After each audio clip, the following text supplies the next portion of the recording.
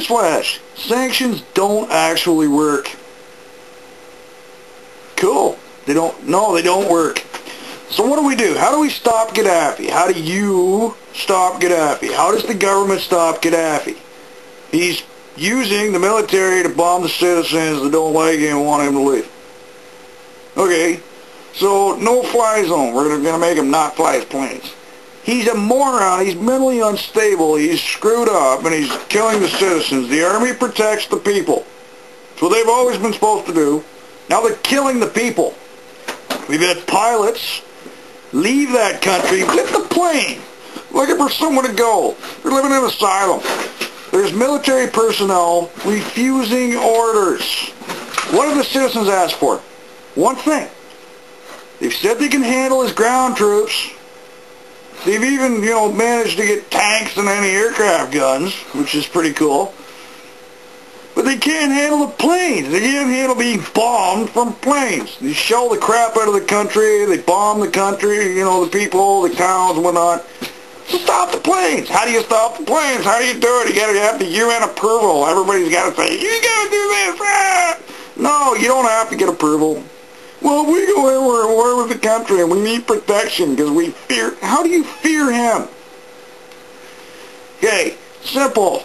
You fly in, you bomb the runways, then the planes can't take off. The ones that are up in the air got to crash land, right? Or they got to go somewhere and get shot down.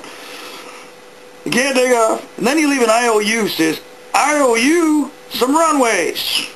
Not just one, like 5 or 6, a whole bunch. Alright, that's good. So whether Gaddafi wins this little fight, or the citizens win the fight, you go in on your dime, whoever the other country is, you build some runways, and then you leave. Because we can't just sit back and say, well, it's a civil war, it's their problem, and we gotta leave it alone. You haven't done that yet. You're in Pakistan, you're in Iraq, you're in Afghanistan, you look at all these friggin' other wars. That was military action. That wasn't a fair fight. Right? The citizens against the government and the military. Holy crap.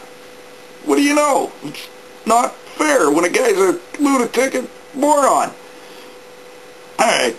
So, Gaddafi wins. And you say, alright, well, I'm just making sure it's a fair fight, because you're really overpowering those people that don't like you. But we build some runways, and then we leave.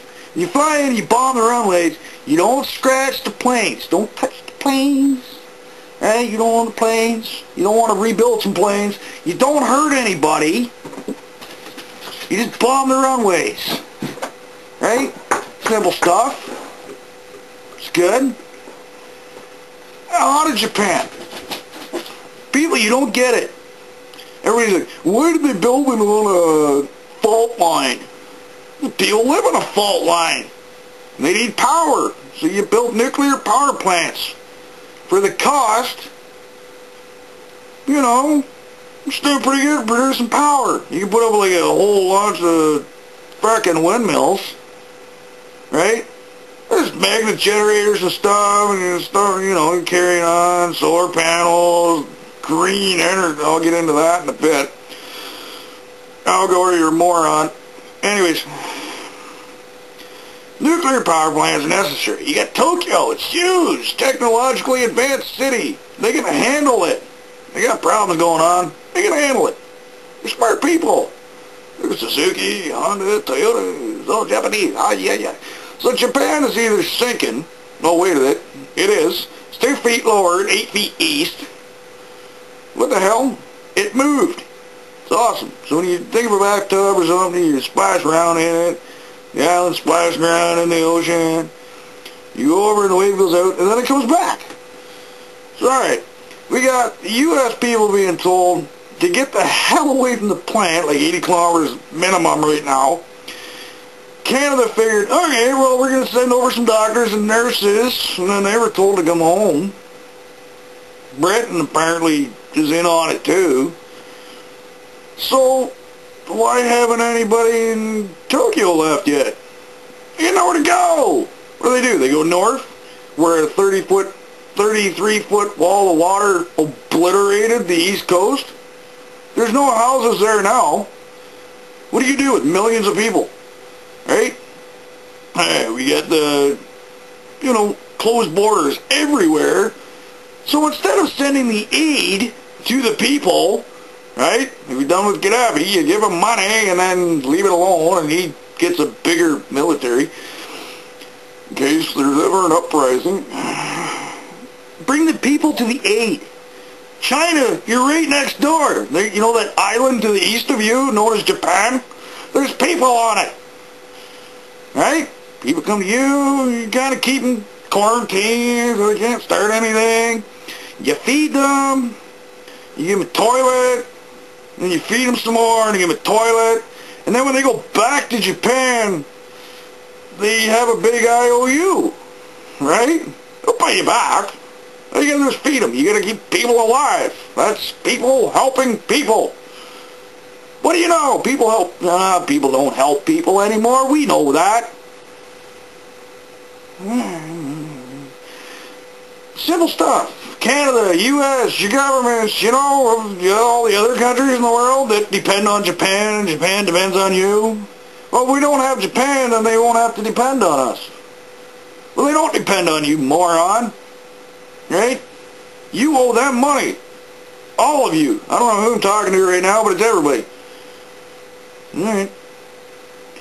So we're not going to do that. Can't help that. We're going to go over there. They're going to, plans are going to blow up. It's going to matter. It might not matter right now, but it will. Okay, we really shouldn't be meddling in their business.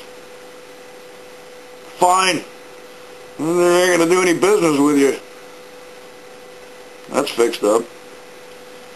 And then we got this, they call it progressive. It's not progressive radio. We got Rush Limbaugh, Glenn Beck, Alex Jones. They're all morons. Complete morons. You got Rush Limbaugh. I'm going to use him as an example, whether you like it or not. Here you are, Rush. This is what I think of you. Truck driver, Canadian, I go into the States, I listen to the radio, I'm always hitting the seat button, because I'm always moving, We're 3,000 miles away, you're going to go everywhere and listen to a whole bunch of shit. Rush, I have lots of money, I've got beachfront property, I've got blah, blah, blah, blah, blah. Then why aren't you paying for that time slot? You gotta have capitalism now. Capitalism's number one. It's all about the money. It's all about, no, it's not. If you want to be progressive and you got a big problem with the government, pay for the time slot and discuss what's going on with people that call into your show. As they do, you just don't let them talk. What do you think of Obama? He's bad. Click. Alright. Now, wait a minute. Just the middle of your 2-minute little speech. Fake cop. I have a cold. No. You gotta buy this new drink crap. I just stopped it cold in its tracks. And then on to Obama's bad, he's a baby killer. Obama's a good guy. You should be listening to him, right? Because, morons like you could use some help.